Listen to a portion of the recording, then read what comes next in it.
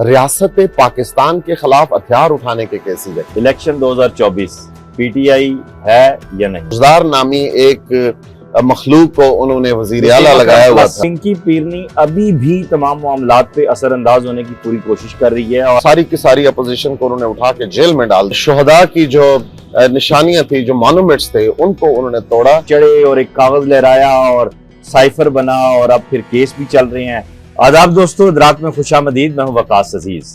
इदराक किसका? पाकिस्तान का, आपका, आपकी जिंदगी का, आपके शऊर का। जी हाँ, यही हमारा मकसद है और यही हमारा नस्बुल ऐन है। आज हम बात करने जा रहे हैं, हाल ही में यानी चंद घंटे कबल एक ऐलान होता है पाकिस्तान के आइंदा आम इंतखाबात के इनेकाद का, जो कि सन 2024 के पहले महीने के अवाखिर में होंगे। इस इंतखाबात का ऐलान जो है एक ऐसे वक्त में हो रहा है जब मुल्क में सियासी फजा भी आपके सामने है और मुझ ऐसे मुब्तदी जो सियासत का, सहाफत का, अदब का तालिब इल्म है, उसके लिए इन इंतखाबात से जुड़े हुए बहुत से सवालात हैं। तारीख क्या कहती है? हमारे इंतखाबात का माजी कैसा था, क्या था, और इंतखाबात की शफाफियत को यकीनी बनाने के लिए क्या आज तक पाकिस्तान में कोई इक़दाम किया गया या इन इंतखाबात के हवाले से कोई शफाफियत होगी? बहुत से ऐसे सवाल हैं जो एक आम आदमी से लेकर हर सोचने वाले के जहन में मौजूद हैं। मेरे साथ आज की मेहमान शख्सियत हैं डॉक्टर आबिद अब्बासी साहब। आप किसी तारुफ के मोहताज नहीं हैं। तारीख, अदब, सियासत, सहाफत, यानी एक उस्ताद के तौर पर भी और एक ऐसा ब्रेन, एक ऐसा इंटेलेक्चुअल जिसने कौमों की तामीर और तरक्की में अपनी जिंदगी को सर्व किया होता है, वो आज हमारे साथ हमारे मेहमान हैं इस पॉडकास्ट में।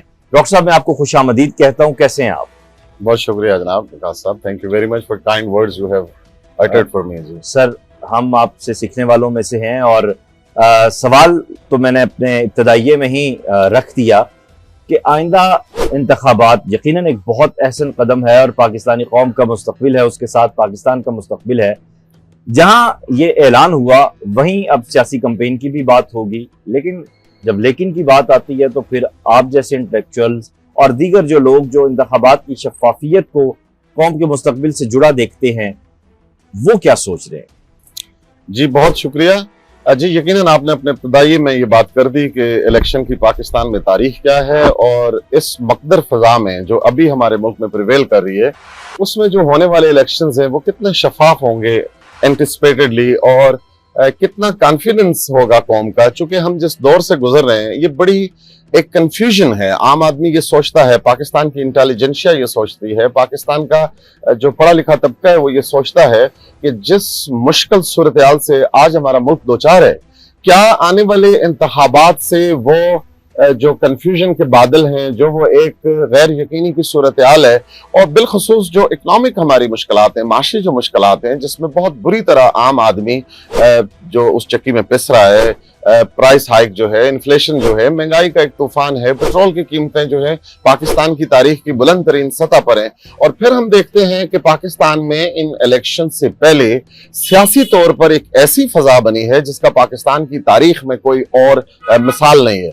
मैं बात करना चाह रहा हूं कि जिस तरह एक जमात जो पिछली टेन्योर में, पिछले दौरे हुकूमत में पाकिस्तान में बरसर इक़्तिदार थी, जब वो एक आईनी कॉन्स्टिट्यूशनल तरीके से वोट ऑफ नो कॉन्फिडेंस से इस हुकूमत से बाहर हुई, तो उस जमात ने फाशिस्ट जो टेंडेंसीज थी, जो फाशिस्ट एक तरीकाकार था, वो अडॉप्ट किया। यानी वो पार्लियामेंट के अंदर रह के अपोजिशन का रोल प्ले करने के बजाय उन्होंने सड़कों के ऊपर साजिशों के जरिए से पाकिस्तान के इदारों के अंदर नकब लगाने के हवाले से, पाकिस्तान के अवाम में तफरीक पैदा करने के हवाले से और बिलखसूस पाकिस्तान की जो शोहदा की जो निशानियां थी, जो मॉन्यूमेंट्स थे, उनको उन्होंने तोड़ा।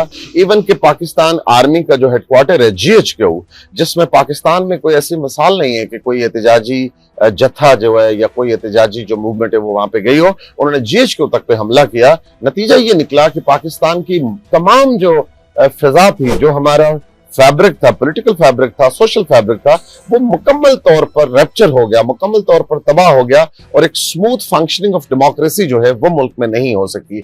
ऐसी सूरत हाल में बहुत सारी कंफ्यूजन क्रिएट हुई कि आया जो इलेक्शंस होंगे उसमें पॉलिटिकल पार्टीज को फ्रीली हिस्सा लेने दिया जाएगा कि नहीं दिया जाएगा? क्या जो एक फाशिस्ट फजा उन्होंने पैदा कर दी मुल्क में, उस सूरत हाल में एक पुरअमन और जो है कॉन्स्टिट्यूशन के मुताबिक एक फेयर, फ्री और ट्रांसपेरेंट इलेक्शन मुमकिन है या नहीं है? हम देखते हैं कि पाकिस्तान की जो पॉलिटिकल पार्टीज हैं वो मुख्तलिफ पॉलिटिकल पार्टीज इस वक्त मंजर के ऊपर हैं, जिसमें दो बड़ी या शायद कुछ छोटी पॉलिटिकल पार्टीज भी हैं जिनका एक बड़ा तवील माजी है और बहुत सारे इलेक्शंस में वो हिस्सा ले चुकी हैं। उन्होंने इस मुल्क में हुकूमतें भी बनाई और मैं ये कहूंगा, मुझे ये कहने में कोई आर नहीं है कि वो पॉलिटिकल पार्टी अपनी तमाम तर कबातों के बावजूद, अपनी तमाम तर खराबियों के बावजूद पाकिस्तान के सवाद आजम को रिप्रेजेंट करती रही हैं और वही पॉलिटिकल पार्टीज पाकिस्तान की जिम्मेदार हैं। तो मैं समझता हूं कि जहां हमारे इदारों का इम्तिहान है, इलेक्शन कमीशन ऑफ पाकिस्तान का इम्तिहान है, हमारी जुडिशरी का इम्तिहान है कि वो इस मुश्किल फजा में जहां से आज पाकिस्तान गुजर रहा है, उसमें से पाकिस्तान को निकालने के लिए, एक बेहतर पाकिस्तान की तरफ ले जाने के लिए कितनी जिम्मेदारी से, गैर जानबदारी से, शफाफियत से वो इलेक्शन का इनेकाद कराते हैं। सही। यहाँ पे एक और अहम सवाल पैदा होता है। आपने पाकिस्तान तहरीक इंसाफ की बात की, पीटीआई की बात की, इसमें कोई शक नहीं है कि उनका फाशिस्ट रोल सामने आया और उन्होंने वो इकदाम किए जो अवाम को गुमराह करने वाले थे, पाकिस्तान को मुआशी तौर पे तबाह करने वाले थे, पाकिस्तान का जो फ्यूचर है और जो पाकिस्तान का जो वर्ल्ड पूरी दुनिया में एक अरोजा है, एक करिश्मा है, उसको डिस्टर्ब करने वाले थे। पहले उन्होंने शोर मचाया कि इलेक्शन की तारीख का ऐलान किया जाए और जब ऐलान हुआ है तो उस वक्त अब उन्होंने उसके इनेकाद पे इतनी जल्दी कैसे हो रहे हैं, एक नया बयानिया और एक ऐसी चीज सामने लाना शुरू किया जिससे अवाम जो पुरसुकून इलेक्शन चाहते हैं। आप देखिए कि इस वक्त पूरे मुल्क में सुकून है, कोई इंतशार नहीं है, फिर उन्होंने इंतशार वाली बात कर दी। जी देखिए, मैं जैसे पहले कहा कि उस पॉलिटिकल पार्टी का, वो पॉलिटिकल पार्टी नहीं है, दरअसल वो एक फाशिस्ट पार्टी है कि उनके जो सरबराह इमरान खान, जत्था कहना जी बिल्कुल दुरुस्त कह रहे हैं आप, क्योंकि वो एक फाशिस्ट गिरोह है कि जिसने पाकिस्तान में डेमोक्रेसी के, देखिए एक बात आप भी जानते हैं बतौर तारीख के एक नकाद के, कि पाकिस्तान एक ऐसा मुल्क है जहां पे बहुत फ्रेजाइल डेमोक्रेसी है। हम इंस्टीट्यूशन ऑफ डेमोक्रेसी को स्ट्रेंथन नहीं कर सके। उसकी कई रीजंस है कि नॉन जो डेमोक्रेटिक फोर्सेस हैं उन्होंने अपनी स्पेस डेमोक्रेटिक इंस्टीट्यूशन को नहीं दी और half of the years of the country remain under direct military rule। तो पहले ही, और फिर हमारी पॉलिटिकल पार्टियों की कमजोरियां थी, उनके अंदर डेमोक्रेसी नहीं थी और फिर वो रूल ऑफ लॉ के ऊपर उन्होंने वो जो है वो कमिटमेंट नहीं दिखाई। नतीजा ये हुआ कि इंस्टीट्यूशन ऑफ डेमोक्रेसी जो है वो पाकिस्तान में बड़ा फ्रेजाइल है, बहुत कमजोर है। दुनिया की जो सेटल डेमोक्रेसीज हैं जहां पे कोई सवाल ही नहीं है, किसी के यहाँ कोई कंफ्यूजन ही नहीं है, कोई डाउट ही नहीं है, 5 साल पूरे होंगे, इलेक्शन होंगे, नई हुकूमत आ जाएगी, बिल्कुल ना इलेक्शन में कोई इंटरफेरेंस होगी, ना इलेक्शन के बारे में कोई शकूक और शुबात होंगे। फॉर इंस्टेंस हम मदर ऑफ डेमोक्रेसी जो कंट्री है इंग्लैंड की बात करें तो वहां तो कोई तसव्वुर भी नहीं कर सकता, किसी के वहम गुमान में भी नहीं है कि इलेक्शन नहीं होंगे, या होंगे तो शफाफ नहीं होंगे, और शफाफ होंगे और होंगे इलेक्शन और शफाफ होंगे तो कोई पॉलिटिकल पार्टी उन पर एतराज उठाएगी, क्योंकि वहां इदारा जाती डेमोक्रेसी जो है वो बहुत मजबूत है। हमारे पड़ोस में दुनिया की जो सबसे बड़ी डेमोक्रेसी है इंडिया के अंदर, ऑब्वियसली उस डेमोक्रेसी में फ्लॉज हैं, लेकिन फिर भी हम देखते हैं कि वहां पे वक्त पे इलेक्शंस होते हैं, कोई केयर टेकर हुकूमत का तस्वर नहीं है, इलेक्शन कमीशन मजबूत होता है, कॉन्स्टिट्यूशन मजबूती से काम करता है, तो एक जो इलेक्टेड गवर्नमेंट से दूसरी इलेक्टेड गवर्नमेंट को इक़्तिदार ट्रांसफर हो जाता है। हमारे यहाँ अनफॉर्चुनेटली पाकिस्तान की 75 साल तारीख में डेमोक्रेसी जो है वो फ्लोरिश नहीं कर सकी। हमारी डेमोक्रेसी आज भी 75 सालों के बाद भी एक ट्रांजिशनरी पीरियड से गुजर रही है। इस पीरियड को अगर हम आगे बढ़ाएं तो नई हल्का बंदियों का ऐलान होने जा रहा है। हल्का बंदियों पे भी पीटीआई की तरफ से बहुत ज्यादा ले दे हुई बातें होती रही। अपने दौरे इक़्तिदार में 2.5 साल या 3 साल जो भी उनका दौरे इक़्तिदार था, मेरे ख्याल से डॉक्टर साहब ये बहुत बड़ा टाइम होता है, अगर आप काम करना चाहें तो आप इसमें बहुत कुछ कर सकते हैं। उसमें उन्होंने वो सारा वक्त जो है वो जो अपोजिशन थी उसको बुरा भला कहने, वही कंटेनर सियासत की गई। तो अब जब नई हल्का बंदियां ऐलान होने जा रही हैं आइंदा चंद दिनों में, उसके क्या असरात आप देख रहे हैं इस इलेक्शन के ऊपर? देखिए जी, जिस तरह हम सब जानते हैं कि आबादी बढ़ती है मुल्कों की, और जब आबादी बढ़ती है तो जो नए वोटर की एज में आते हैं उनको शामिल किया जाता है इलेक्शन के प्रोसेस में। उनका एक जो है वो कॉन्स्टिट्यूशनल राइट होता है कि वो वोट कर सकें। तो उसमें फिर ये होता है कि हम एक जो है गिवन स्टिपुलेटेड कॉन्स्टिट्यूशनल टाइम में सेंसस करवाते हैं, और उस सेंसस के नतीजे में हमें ये पता चलता है कि कितने नए वोटर्स जो हैं वो उस एज को पहुंच गए हैं जिनको हमने वोट का हक देना है। और उसके नतीजे में फिर हम देखते हैं कि जब किसी हलके में वोटरों की तादाद ज्यादा होती है तो फिर हम नई जो कॉन्स्टिट्यूएंसीज क्रिएट करते हैं, कॉन्स्टिट्यूशनल है। आपने बिल्कुल दुरुस्त कहा कि जब 2022 के अंदर ये टर्म ड्यू थी कि आपने नई हल्का बंदियां करनी है, लेकिन उस वक्त उन्होंने नई हल्का बंदियां नहीं करी। अभी आपने देखा कि इलेक्शन कमीशन ने सिर्फ चंद माह मांगे हैं नई हल्का बंदियों की। इसका मतलब है कि ये काम चंद माह में हो सकता था, जो उन्होंने नहीं किया। कॉन्स्टिट्यूशनल रिक्वायरमेंट को उन्होंने बुलडोज किया, उसके ऊपर तवज्जो नहीं दी। और ये भी आपने दुरुस्त फरमाया कि उनका सारा जो फोकस था वो बुरी तरह फेल हुए। अपने उस फेलियर को, उस करप्शन को और उन चीजों को छुपाने के लिए उन्होंने पाकिस्तान की जो अपोजिशन थी अक्रॉस द बोर्ड, सारी की सारी अपोजिशन को उन्होंने उठा के जेल में डाल दिया। और वो इतना विंडिक्टिव उनका फाशिस्ट एक्शन था कि जिसको पाकिस्तान की कोर्ट्स ने उठा के बाहर फेंका। Majority of the people they were victim of that vendetta, they were released by the courts of the country। अदालतों ने उनको रिलीज कर दिया। फ्रंट रो के ऊपर बैठी हुई अपोजिशन की सारी लीडरशिप हो, मुल्क के साबिक सदूर हो, मुल्क के साबिक वज़राए आज़म हो, कैबिनेट के मिनिस्टर्स हो, पॉलिटिकल पार्टीज के सरबराह हो, उनको उन्होंने जेलों में डाला। और इस कदर उनका फाशिस्ट एक एटीट्यूड था कि वो वहां पे कैमरे लगा के उन जो सियासी कायदीन थे जिनकी तजलील करके उनको जमीनों पे लिटा के वो हज लेते थे, वो एक लुत्फ लेते रहे। और मेरा ख्याल है कि एक साइकोलॉजिकल, देखिए फाशिज्म भी एक साइकोलॉजिकल बीमारी का नाम है कि आप मॉडर्न दौर में डेमोक्रेसी जो है उसको फ्लोरिश होने के बजाय, उसको स्टेप बाय स्टेप आगे बढ़ के रास्ता बनाने के बजाय आप ताकत के जरिए से जत्था लेकर आपके मुल्क के इदारों के ऊपर चढ़ दौड़े अपने पोलिटिकल मकासद हासिल करने के लिए। तो इस एक तरफ तो उन्होंने ये काम नहीं किया जो हल्का बंदियां जरूरी थी, अब वो हल्का बंदियां होने जा रही हैं और बड़ी इमरजेंसी में होने जा रही हैं। क्योंकि देखिए हमारी पाकिस्तान पीपल्स पार्टी का ये स्टांस है कि जल्द से जल्द कॉन्स्टिट्यूशन के मुताबिक इलेक्शन कराएं। सुप्रीम कोर्ट का एक डिसीजन भी मौजूद है सूबाई असेंबलियों के इलेक्शन के हवाले से। तो जितनी जल्दी हम इलेक्शन की तरफ जाएंगे, जितनी जल्दी हम इलेक्शन का इनेकाद करवाएंगे, एक मैंडेट वाली ऐसा ना हो कि हमारे पास टर्नओवर ही ना आए। जी बिल्कुल दुरुस्त कह रहे हैं आप कि आपने मेरा नहीं ख्याल कि ये, अगर आप इसमें इस तरह के जो एलिमेंट है, जो इस तरह के जत्थे हैं, उनका जिस तरह से पाकिस्तान के इदारों ने, पाकिस्तान की जुडिशरी में जो सैन ब्रेन्स थे, और अब एक लोगों को उम्मीद भी है कि गैर जानबदार सुप्रीम कोर्ट के चीफ जस्टिस आए हैं और पाकिस्तान के बिलखसूस जो सिक्योरिटी के इदारे हैं उन्होंने बड़ी जो है सैनिटी ने वहां पे प्रिवेल किया।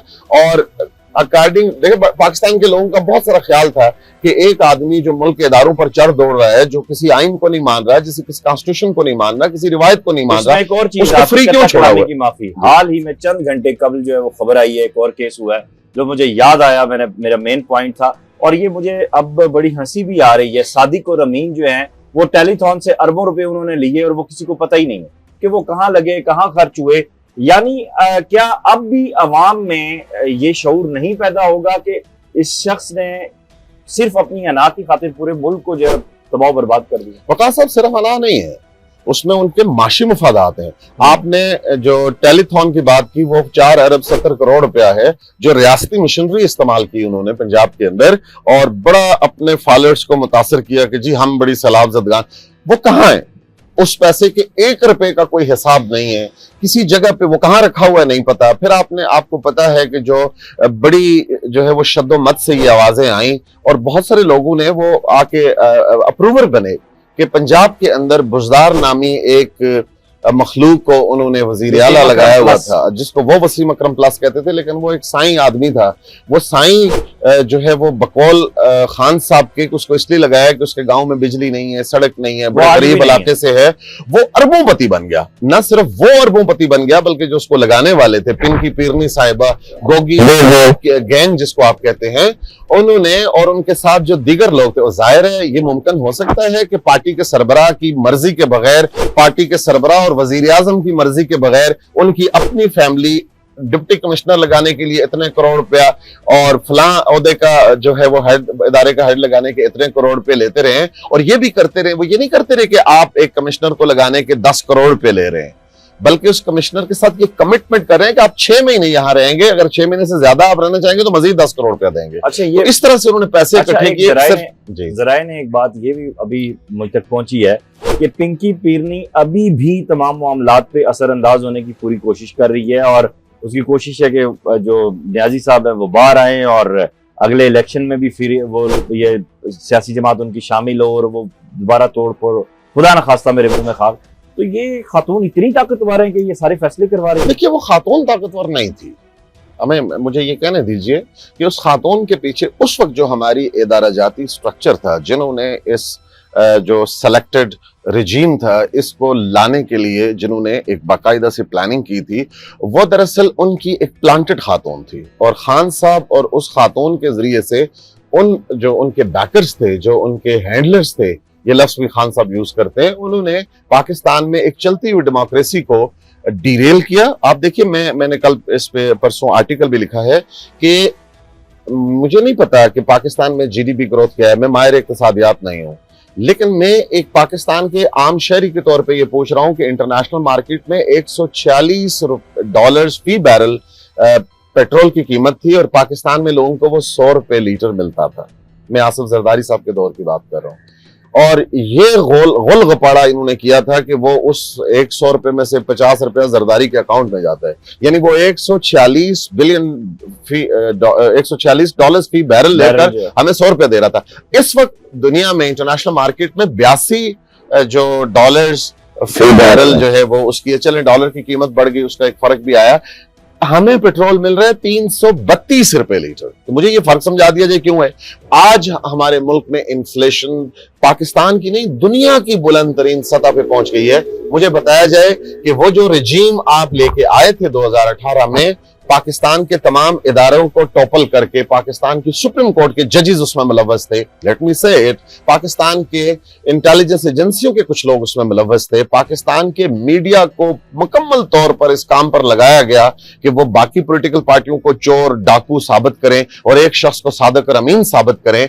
वक्त ने यह साबित किया कि सबसे बड़ा गैर सादक और गैर अमीन यानी झूठा और जो है वो गैर अमानतदार शख्स वो साबित हुआ जो दूसरों को गलीज कह रहा था, दूसरों को डाकू कह रहा था, चोर कह रहा था। मैं नहीं कहता कि पाकिस्तान की पॉलिटिकल पार्टियों ने कोई करप्शन नहीं की होगी, मैं ये भी नहीं कहता कि उनकी गवर्नेंस जो है वो 100% सही थी, लेकिन पाकिस्तान के अवाम को एक आसान जिंदगी मैसर थी जो इस शख्स की अना के लिए, शख्स के बड़े होकर प्राइम मिनिस्टर बनने के लिए तबाह बर्बाद कर दी गई। और आज हमारा गरीब, ये हमारा कैमरामैन देखें जिसकी 50,000 रुपया तनख्वाह है, उसको 20,000 रुपया बिजली का बिल आया हुआ है, उसने बच्चों को रोटी भी देनी है, उसने अपने घर का किराया भी देना है, खर्चे, तो वो कहां से पूरा करेगा। यहां हालात पहुंचा दिए गए। मैं आपको बताना चाहूं कि वर्ल्ड बैंक की रिपोर्ट के मुताबिक जब पाकिस्तान में ये एक सिलेक्टेड मज़ाहिया शुगलिया रिजीम को इंस्टॉल किया गया था तो पाकिस्तान के अंदर 22% लोग खते गुर्बत से नीचे जिंदगी गुजारे थे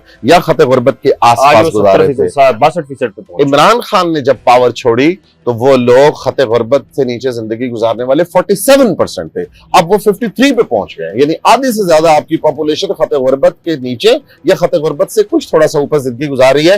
वो चूंकि उनके पास कोई विजन नहीं था, उन्होंने झूठ बोले, लोगों को बड़े बड़े नारे मारे और बिल्कुल किसी तैयारी के बगैर के 200 मेरे पास माहिरीन हैं वो ये, अब वो हमारे जो हमारे यूथी दोस्त है वो ये कहते हैं कि जनाब खान तो अच्छा था, खान तो बुरा नहीं था, उसके इर्द गिर्द जो लोग इंस्टॉल कर दिए गए थे वो मुख्तलिफ पार्टियों को ठीक कर। जब हम ये बात कहते थे तो वो कहते थे कि ऊपर कप्तान साफ हो तो नीचे किसी की जरूरत नहीं है कि वो करप्शन कर सके।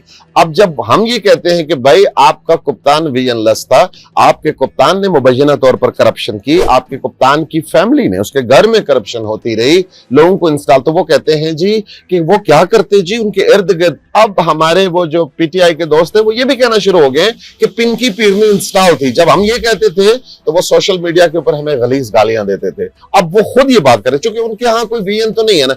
देखिए, जिस इंसान का अपना कोई रंग नहीं होता वो किसी भी रंग को अडॉप्ट कर लेता है, उसके ऊपर कोई भी रंग चढ़ जाता है। जिसका अपना पक्का रंग होता है उस पर रंग नहीं चढ़ता। अच्छा, मुझे बड़ी मजेदार गुफ्तगू है आपकी और मुझे बीच में कई बड़ी अच्छी बातें याद भी आ रही हैं, मजाहिया चीजें भी याद आ रही हैं। खान साहब कहीं जोकर तो नहीं थे जो उन्होंने कंटेनर पे चढ़े और एक कागज लहराया और साइफर बना और अब फिर केस भी चल रहे हैं।